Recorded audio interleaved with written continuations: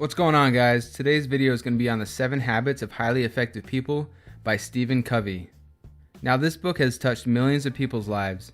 It's one of, if not the most well-known success books out there. There are literally thousands of success books out there, so why should this one be any different? Well, Stephen researched the last 200 years of success literature and found something quite interesting. In the last 50 years, most of the books have been focused on the personality ethic. Things like public image, how you dress, how you perform in social interactions, positive mental attitude, skills and techniques to get people to behave in certain ways. These books focus on how to appear rather than how to actually be. The 7 Habits of Highly Effective People takes an inside-out approach. It focuses on the character ethic rather than the personality ethic. In the words of Stephen Covey, almost all the literature in the first 150 years or so focused on what could be called the character ethic as the foundation for success.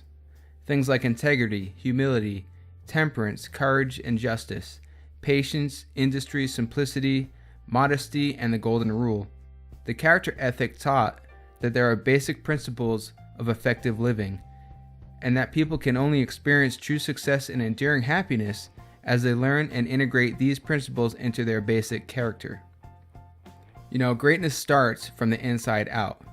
Of course, there is a place for personality ethic, but character forms the foundation. Personality ethics need to be rooted in character. The personality ethic can be seen as fake, or as a fake it till you make it image if it's not rooted in character. Sometimes people apply these personality techniques in order to use and manipulate people to meet their own goals and agendas. In the long run, people will eventually see through this duplicity. But you can't fake character ethic. If you're still a little fuzzy on this concept, picture an iceberg, right? The personality ethic is above the water. The character ethic is below the water. It forms the foundation. It's where the greatest impact over the long term is. It's where you sow the seeds of greatness. The problem is that people don't focus on the foundation. They focus on the appearance. They're looking for shortcuts and quick fixes, but there are no shortcuts. There is no quick fix program. But if you endure and apply the following habits, you will absolutely achieve your goals, and it will help you develop better relationships. A bit of a long intro there, but necessary to understand the principles this book is based on. So let's jump into the 7 habits. Habit 1 is be proactive. Let's look at something called the circle of concern and the circle of influence. The circle of concern consists of all the things that are out of your control, like the weather, politics, what people think of you, the economy, other people's mistakes, and other people's opinions. The circle of influence consists of all the things you can control, your attitude, what you read, what skills you learn, your enthusiasm, how you spend your free time and who you spend it with, your habits and hobbies, and so on. With that said, there are 2 ways to live life. You can either be reactive or proactive. Reactive people complain about the things that are out of their control. Their environment and outside forces affect their performance and their mood. Additionally, they don't take action or ownership of the things that they can control. And then you have the other type of person. They are proactive. This type of person realizes that their decisions determine their life, not their conditions. Proactive people don't complain about things they can't control. Additionally, they take action to improve the things that they can control. Proactive people understand that sometimes we may not have complete control over a certain situation, but we can control how we respond to a situation. So let's look at an example of how a proactive and a reactive person responds to the same situation. 2 people take a test and then they both fail. One blames the teacher and gives up. The other takes responsibility and ownership, studies harder, and tries to improve themselves. The reactive person complains about how bad the teacher is, and the proactive person asks, "What can I do?" They look at themselves first instead of blaming and complaining. Don't focus on what you can't control, focus on what you can control. Take responsibility, and keep in mind, as you become more proactive within your circle of influence, it grows bigger. You bring more power into your life. Even if you only implement 1 habit out of these 7 habits I'm going to go over, make it this one. This one alone can have a huge impact on your life. In life, you either act or you're acted upon. Habit 2 is begin with the end in mind. All things are created twice. The first time it's created is in your mind, and the second time is in the real world. So let's look at how it's created in the mind first. To get where you want to go in life, you need to have a map. You need to determine your life goals, your destination, and you also need a plan on how to get there. Otherwise, you're just aimlessly wandering around in life. So where do you want to go in life? Have you sat down and clearly defined the type of life you want? Do you know where you want to be in 5, 10, or 15 years from now? If not, then you're wandering around aimlessly at the whims of everyone else. Let me put it another way. Picture your life like a ladder. You're climbing up the ladder of life, working hard, doing the right things, and making progress up the ladder month by month, year by year. Then as you get toward the top of the ladder, you suddenly realize your ladder was leaning against the wrong wall the whole time. A lot of people live their lives like this. They don't have a vision for their life. They don't have what Stephen calls a personal mission statement. You need to make a conscious effort of where you want to end up, or other people will control your life and where you end up going. This is why this habit is so important. You need to figure out your destination first and then work towards it. If you're not really clear on what your purpose is, then think about the end of your life. How do you want to be remembered? Why do you want to be remembered for that? Find your purpose and make sure it has a strong why behind it. Not something like having a lot of money, but something that you have a real passion for. You weren't put here to make money, buy stuff, and then die. You have something to contribute to the world. You can add value. So find out what that is. Instead of asking what life has to offer you, ask what you can offer life. So take the time to think about your purpose, think about your values, and write them down. Your personal mission statement can be as simple as Will Smith's, which is, I want the world to be better because I was here. Very simple, and what you do is you keep this mission statement at the forefront of your mind, and whenever you make a decision, you see if it's in alignment with that mission statement. This will keep you on track. Go crazy, create your ideal life and your legacy. It can be whatever you want, dream big, and don't hold yourself back. Most of the time, the thing that holds us back is ourselves, so don't let self-doubt get in the way. Realize that anything is possible, so define how you want your life to be right now. Don't let the past or anything else hold you back. You write the script to your life, no one else. You are the programmer. Alright, habit 3 is to put first things first. If habit 2 says you're the programmer, then habit 3 is write the program. This is the second creation. As you learned in habit 2, all things are created twice. First in the mind, and then in reality. Habit 3, putting first things first, is where you take the steps and actions required to make your vision a reality.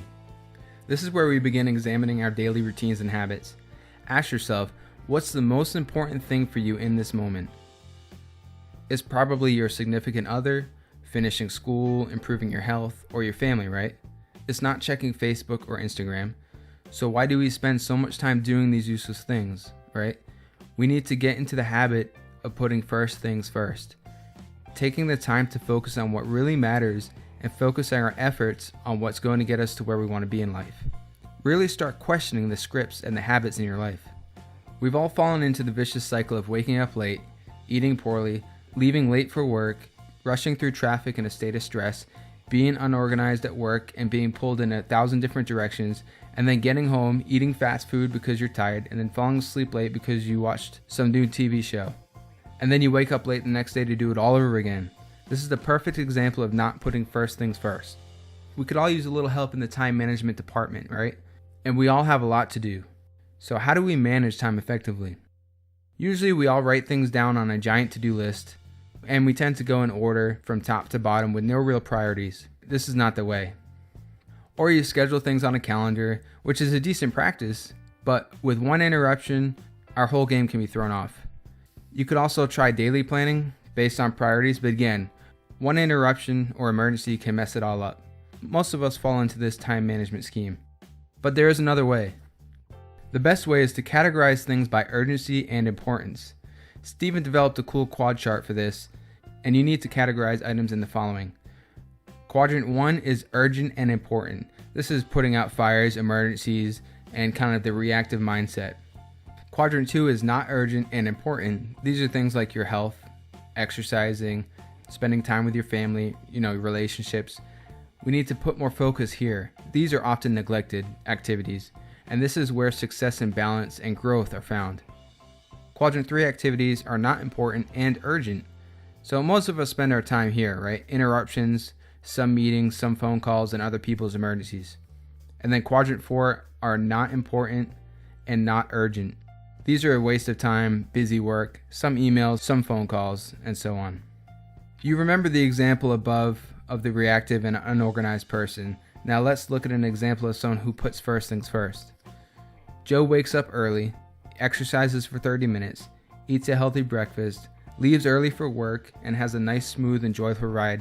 Then Joe works on the important and not urgent things in quad 2, and he works on emergencies if needed, and then he delegates quadrant 3 activities and rejects quadrant 4 tasks. Joe takes a nice relaxing lunch and thinks about the rest of his day and plans his night. At the end of the workday, he closes out tasks and plans things for the next day. He gets home and prepares a healthy meal and then maybe reads before bed. He seems to have more time to think and reflect about his life, and he makes plans on where he wants to end up and who he wants to be. Basically what we did in habit 2, begin with the end in mind. I mean, if you look at these two different examples, it's a huge difference, right? No one on their deathbed wishes they spent more time at work or checked their Facebook more often, right? So again, focus on what's important to you and make it a priority. Commit yourself to it. Now the first 3 habits, be proactive, begin with the end in mind, and put first things first, are about moving you from being dependent to being independent. They're about self-mastery. They help you become more effective as an individual by developing inner strength, character, purpose, and values.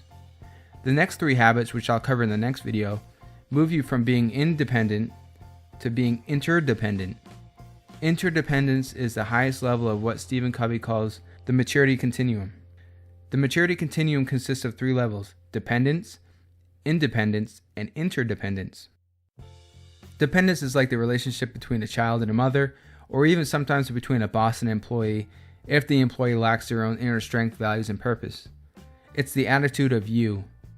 To move from dependence to independence, you have to nail those first 3 habits. Be proactive, begin with the end in mind, and put first things first.